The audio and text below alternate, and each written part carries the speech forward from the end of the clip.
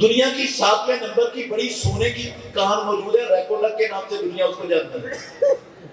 دنیا کا 7ویں نمبر کا بڑا سونے کا خزانہ رب نے پاکستان میں رکھا ہوا ہے۔ لوہے اور تانبے کی کانیں اللہ نے پاکستان میں واہ رکھی ہوئی ہیں۔ تیل کے کنویں پاکستان میں موجود ہیں۔ یہ صرف خلیجی ریاستوں میں نہیں ہے، 24 گھنٹے کنویں موجود ہیں، ان پر ٹیوبل لگے ہوئے ہیں۔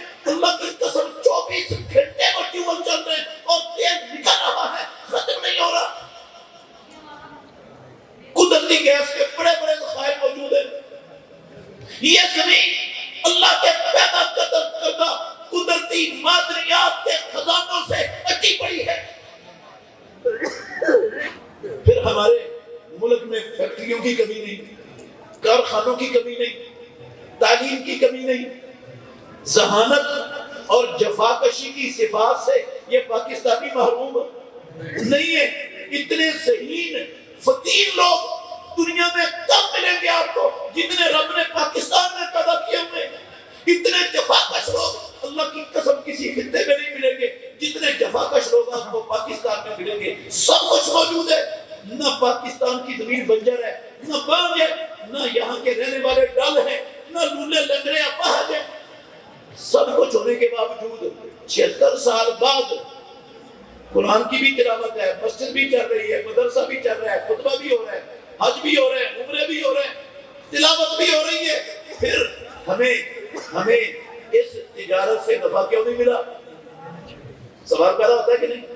ان کو 50 سال سے کم وقت میں نفع مل گیا تجارت کا، وہ کامیاب ہو، ہم کامیاب کیوں نہیں ہو رہے؟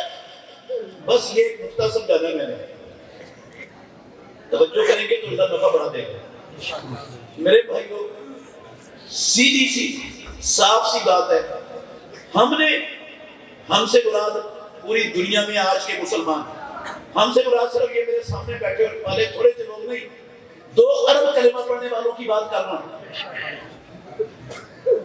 اللہ کی قسم صرف پاکستان کے 22-24 کروڑ لوگوں کی نہیں، 2 ارب کلمہ پڑھنے والوں کی بات کر رہا ہوں۔ ہم نے قرآن مجید کو